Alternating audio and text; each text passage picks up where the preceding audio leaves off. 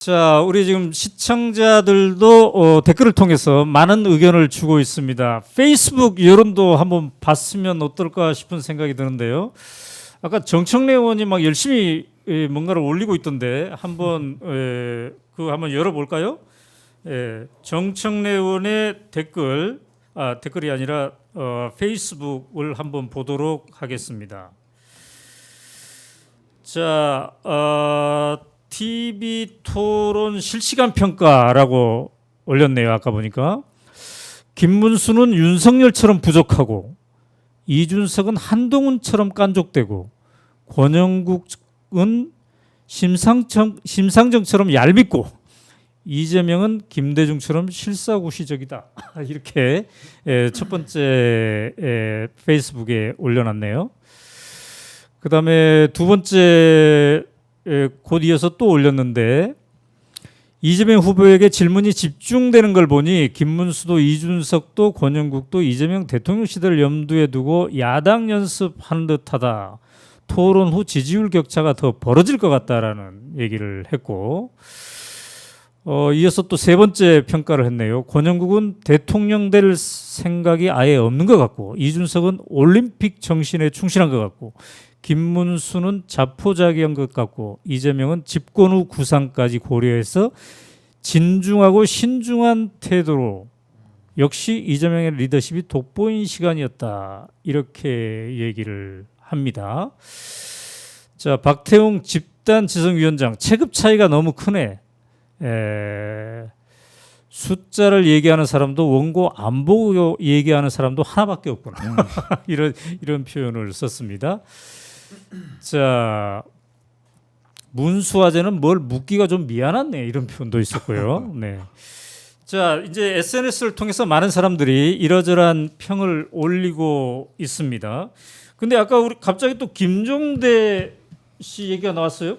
그때 들었습니까? 제가 못 들었습니다. 권영국 오다 보니까. 권영국 후보가 네. 한미 협상 대표로 예, 들었습니다. 김종대 씨를 파견하고 싶다. 김종대 씨가 의문의 등장을 하기도 했습니다. 저도 깜짝 놀랐어요. 특정인을 이렇게 그러니까요. 민주노동당에서 거론을 한다는 게 꼭 맞나 싶기도 하고 그랬습니다. 네. 자, 2시간간의 토론. 제가 묻지 않았지만 딱 요 장면은 정말 내가 한번 인상적이었다. 이런 게 있을까요? 교수님 어떻습니까? 어떤 장면이었습니까? 저는 네. 가장 인상적이었던 장면이 네. 저도 여러 가지가 있어가지고요. 일단 이 부분이 좀 저는 되게 우리 정치의 한계를 보는 것 같아서 아쉬웠습니다. 김문수 후보가 저성장 극복 그 세션에서 소상공인을 지원하는 방법으로 비탄감을 비롯한 부채 탕감을 비롯한 이거를 제시를 했거든요. 네. 그런데 그 바로 연이어 상호 토론에서 이재명 후보가 물었어요. 그 다른 나라는 코로나19 기간 동안 국가가 빚을 내서 소상공인을 지원했는데 우리는 소상공인에게 대출을 알선해 줬으니 이제 소상공인 비탄감에 대해서 말씀을 해주셨으니 그럼 같이 하면 되는 거 아니냐라는 논조로 질문하셨는데 좀 김문수 후보님이 본인이 처음에 앞에 저성장 극복에서 그 얘기를 하셨던 분이라면 시원하게 나도 동의를 한다 원칙적으로 그럼 세부적인 금액과 방법론을 합의하자 뭐 이렇게 해도 되는데 굉장히 또 좀 딴 소리를 하시더라고요. 그래서 참 이런 부분이 좀 되게 저는 제일 아쉬웠던 장면이 그거였고요. 그렇다면 그분은 저성장 극복에서 소상공인 지원에 그 얘기는 왜 하신 건지라는 생각이 들어서 그 부분이 저는 제일 인상 깊었고요.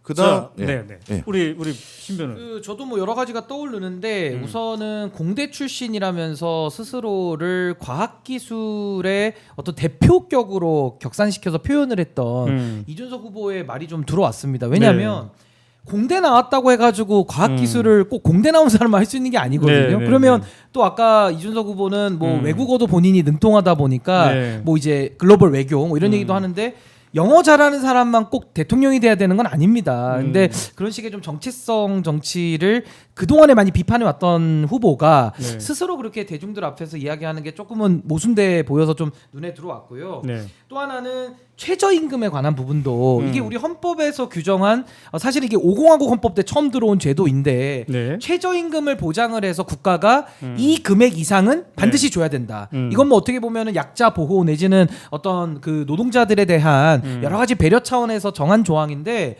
이거를 지자체마다 경쟁을 시키자고 얘기를 하는 거예요. 네. 그럼 생각해 보십시오. 그럼 최저임금을 경쟁해서 그 도시가 사람들을 끌어오게 하려면은 최저임금 경쟁을 하면은 그 높은 도시로 다 간다?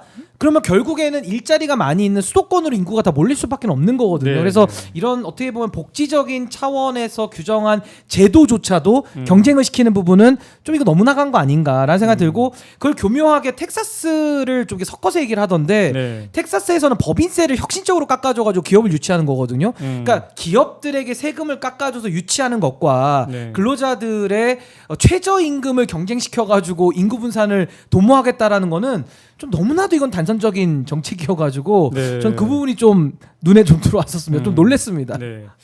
자, 그러면 이제 이준석 전문가이기도 하니까 지금 두 자리를 못 얻고 있잖아요. 그죠? 여론조사를 보면은 꾸준히 지금 한 자리 나오고 있죠. 꾸준히 한 자리를 갖고 있는데 오늘 토론에서 이준석 후보는 반등의 찬스를 잡지 못했다고 아까 평가를 했는데 그렇다면 계속 고할까요? 어떨까요? 근데 아니면 이제- 단일화를 뭐 시도할까요? 근데 단일화의 가능성은 전 없다고 보고요. 왜냐하면 단일화의 전제는 네. 단일화해서 이기면 단일화를 합니다. 근데 지금은 단일화를 해도 지기 때문에 네. 굳이 단일화의 필요성을 못 느낀다고 저는 보는 거고요. 이준석 후보 입장에서는 이제 오늘은 경제니까 아마 이재명 대표에게 집중 공격을 했는데 네. 아마 이제 사회 정치 분야로 가면은 김문수 후보에 대해서도 굉장히 공격을 전 할 걸로 봅니다. 그렇게 되면은 모두 까기 난사식의 토론을 해야 되는데 그렇게 네. 되면 이준석 후보 입장에서 가져올 표가 별로 없다. 결국에는 이재명 후보를 가열차게 비판하면은 국민들의 눈에서는 왠지 보수 이중대 같은 느낌이 들고요. 네. 또 김문수 후보를 가열차게 비판을 하면 보수 유권자 표를 받아야 되는데 보수의 이미지에서는 저 이정이 나왔다 이렇게 얘기를 할 거거든요. 네. 그러면은 남은 표 하나가 중도인데 중도표를 갖고 오려면은요. 신선해야 되고 네. 그리고 호감도가 높아야 됩니다. 그게 이제 안철수 현상인데 네. 이준석 후보는 신선하지가 않고 호감도가 없이 비호감이 높단 말입니다. 네. 그러니까 또 중도에서도 가져올 표가 없어요. 네. 그렇다면 지금 현재 뭐 2030 중에 일부 남성들의 표를 가지고 지금 이준석 후보가 여기까지 온 건데 전 앞으로도 그 기조가 계속 유지된다고 보고요. 그렇게 되면 대중적 지지는 받기가 어려워서 네. 전 아마 한 자릿수의 득표에 좀 머물지 않을까 전 그렇게 예상해 봅니다. 자, 그렇다면 이제 선거비 보전이나 이런 게 되게 힘들지 않겠습니까? 끝까지 커한다면? 보전 못 받죠. 그렇게 네. 되면. 그러면 그래도 감당할 수가 있을까요? 글쎄요. 선거비를 조금 쓰는 방향으로 뭐 적게 가는 건가요? 쓰든 아니면은 뭐 최대한 후원금을 모을 능력은 있으니까요. 네. 뭐 그 정도의 법정에서 허용된 그 한도의 후원금을 가지고 아마 맞춰서 좀 규모 있게 쓰지 않을까. 그리고 네. 뭐 지금 보면요. 네. 어떤 행위를 해도 네. 언론에서 조명을 안 해줘요. 네. 그러니까 별로 돈 쓸 일은 없을 것 같습니다.